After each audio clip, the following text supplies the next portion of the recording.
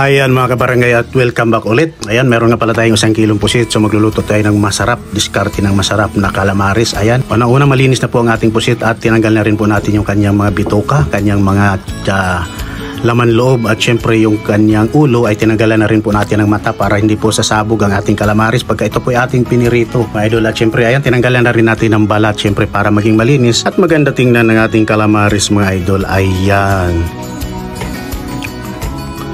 Ayan, malinis na nga at binalatan na natin at hiniwa lang natin base po sa gusto nating laki. Ayan, pati yung ulo ay hinati lang po natin. So ayan na nga, malinis na nga at hiwang-hiwa na ang ating pusit at pinigaan na natin ang kalamansi, at least 3 pirasong malalaking kalamansi, makatas at para pantanggal ng kanyang lansa. Ayan, meron tayong nilagay na iodized salt.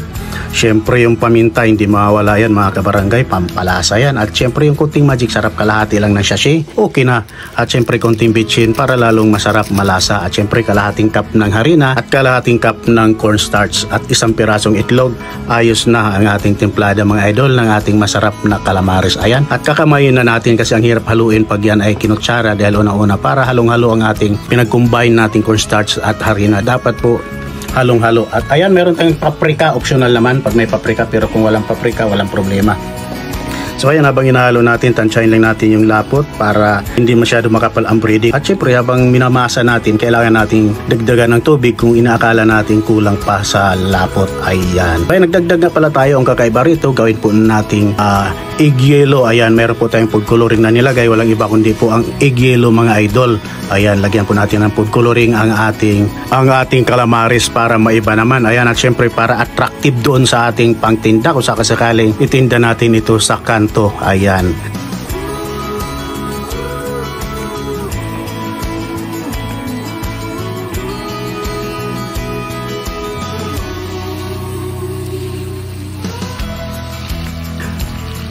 So ayan na nga at pinirito na nga natin ng ating calamares na talaga namang yellow west mga idol. So ang gamit na pala natin rito na food coloring ay egg yellow po ang kanyang tatak. Kung magtatanong tayo sa mga bilihan ng food coloring, egg yellow para maganda, kitang-kita naman ang ating product. Napakaganda at yellow ang kulay mga idol. At syempre katakam-takam at dapat masarap pa rin ang ating timplada. Ayan.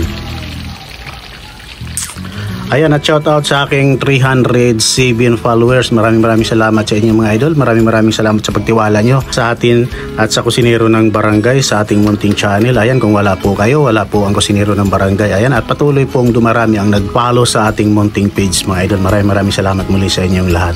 Ayan.